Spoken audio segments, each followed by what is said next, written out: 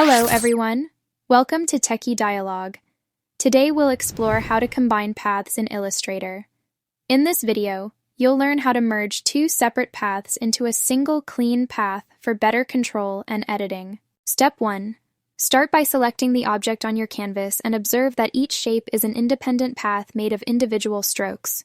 This helps you understand why the paths are not connected yet and why merging is needed. Step 2.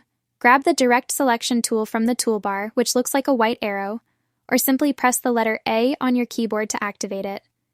Use this tool to click and drag over the two anchor points you want to merge, making sure both endpoints are selected. Step 3.